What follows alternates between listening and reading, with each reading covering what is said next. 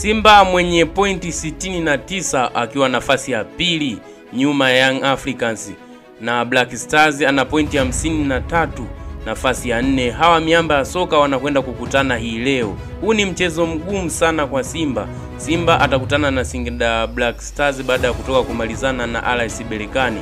Mchezo utapigwa saa 10 kamili kwa saa za Afrika Mashariki, dimba la KMC Complex.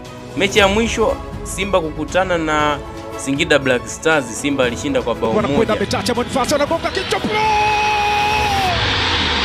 Mechi mbili za mwisho ya Mei 8 alishinda dhidi ya Pamba mabao 5-1, na Mei 11 akashinda mabao 2 dhidi ya KMC.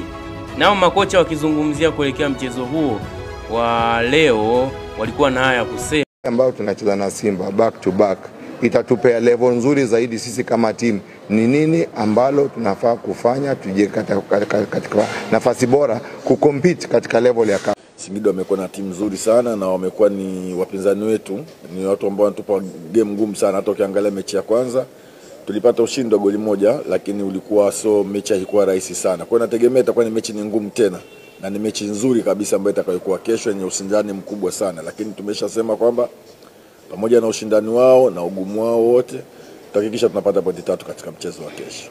Nikukumbushe, baada ya kumaliza mechi hii watakutana tarehe 31 Mei kwenye kombe la CRDB, lakini inaonekana kwamba ni mechi ngumu sana kwa Simba kwa sababu ametoka kucheza kombe la shirikisho finali dhidi ya Berkane na ameweza kutumia nguvu nyingi sana.